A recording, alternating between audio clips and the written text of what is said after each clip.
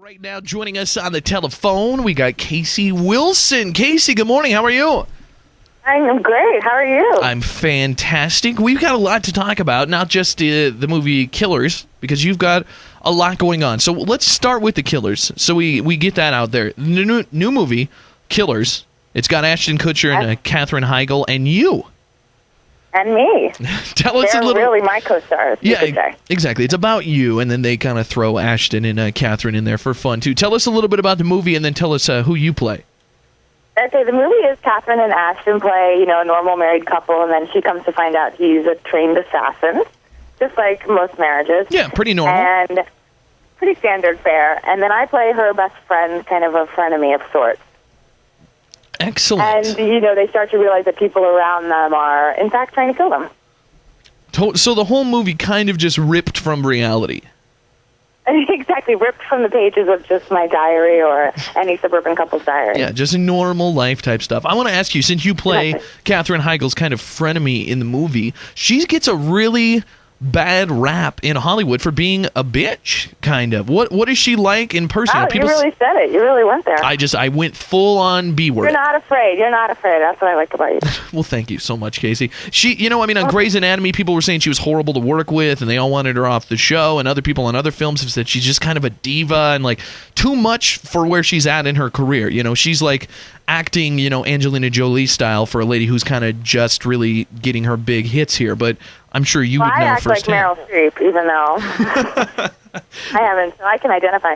No, I gotta say she's wonderful and lovely, and I know people just say that stuff, but she really is. We did karaoke together, we go out and have drinks, and she was just like a girl's girl and a great, nice person. That's awesome, because I want her to be, because to me she's perfect. True, and she was. I was just, she was wonderful and inclusive and fun and laughed at all my jokes, which is my kind of personal standard of excellence in a friend. Yeah, exactly.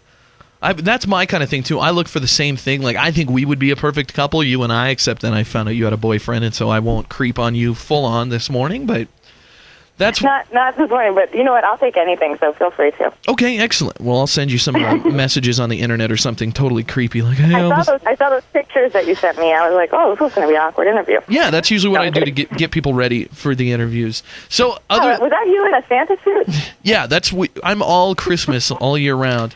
Aside from Killers, what else do you have going on? I know you're writing movies, you're writing, you're acting, you're doing a little bit of, comedy stuff on the side. Acting, I am going to be on a TV show on ABC called Happy Endings, and it airs in the fall. And it's with Alicia Cuthbert.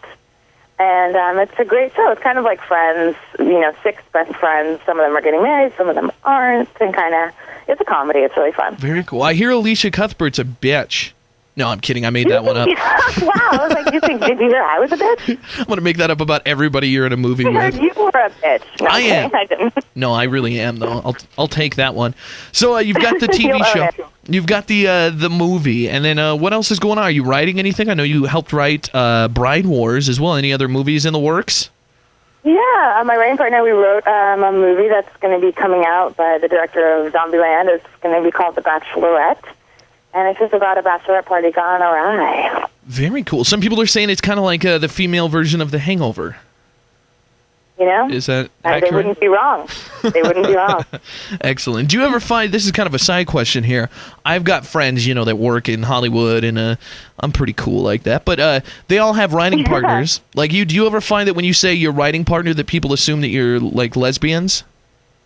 Yeah, I think it's a strange phrase to say writing partner, but whenever they see June and I say, we're more than friends, but less than lovers. It's like, we're not les, but we look like we're les for each other because we spend so much time together, but yeah, it's a weird phrase to say writing partner. Something seems up with it. Yeah, because I've got a friend here, he works out of Billings here, and then his partner's down in L.A., and he's married and has kids and stuff, but every time he says oh, my partner Todd and I are working on something, and I'm sure everybody else thinks I didn't know he had a partner. Yeah, I didn't know that.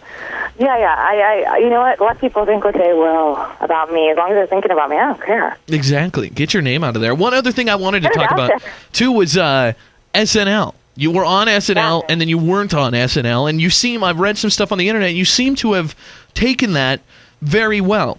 Like, you don't seem to be super pissed off about that. And me, as a guy who does comedy here in town, like, to me, SNL's kind of the pinnacle for a comedian. You know, it's like that's everybody's dream. You want to be on SNL. Like, I would be shattered, and I would be trying to firebomb Lorne Michaels' house. I was institutionalized for about a year. Good. I was okay with it. It was kind of one of those things where, as a comedian, you can imagine, I guess, it is like the brass ring, so getting on it was kind of weirdly the high point. Where you're just like, oh my God, I can't believe I was on it. So to even have been on it for a year and a half was amazing. And, I'm more of a comedic actress, I guess, and I was just glad to be on it. And truly, I'm not just saying that, and glad to be doing other stuff, and this train keeps on rolling. Yeah, I guess it's cool because you have stuff. I guess if you were like Rachel Dratch, where you like did the show and then you were off of it and then nothing happened for you, it's a little easier to be bitter than you when you've got stuff going on. They offered me at SNL, they said, someone who used to clean the bathrooms has quit. Would you want to come back? And I was like, you know what? I don't need to right now. I'm kidding. Yeah. No, life's been good. The show is called Happy Endings that I'm doing, and so I think it's an appropriate title to kind of do that after my SNL chapter. That's awesome. Were you pissed when they first told you? I mean, you kind of were like, yeah, I'm on SNL, and then when they said, hey, we don't need you anymore, was that just devastating at first? I mean, I am a human. I was just like, well, of course I was sad for a minute, but then, it's a tough place over there, and it's an intense place. And so I loved doing it, but I think for my schedule and life, it's, I love to just be a fan of it as well. Yeah. That's a cool thing, too. Like you said, you've done it. So, I mean, it's kind of like you've got that achievement. It's like an Olympic athlete. Like, once you go to the Olympics, you can say, hey, I went to the Olympics. You can say, I was on SNL. It is, and I got to say, like, two of my girlfriends, Sarah Silverman, and not to name drop, and Janine Garofalo, they were both on it, too, for the same time I was, and you just kind of feel like, at the end of the day, I'm just glad I was on there. It's pretty cool. I'm loving it. Like, it's feud central all over the place. And now that you did your name dropping here with Sarah Silverman, she is like, we have serious beef, her and I, because she refuses to do this show. And this is like 5 years running. It's like I've had her sister on, I've had Brian Posehn on, I've had Doug Benson on like 5 times. I've had like all these. Why did she hate you? What did you do? Nothing. That's what I'm a huge fan. It's like when I first started the show. I can only blame you because she's so lovely. I must blame you. Well, I can get from your side where you'd think this is my fault, but like I don't know what the deal is. People have said, like Doug Benson is like, I'm making a note right now to call her after this interview tour and let her know that she should do your show. It's like, and everybody says that. Doug Benson dropped the ball. Yeah, I should really be blaming Doug Benson, but in my mind, it's all this Sarah Silverman conspiracy. But just thought I'd let you know that she's not a good friend and you can't trust her. She's a friend of me, maybe to you, it sounds like.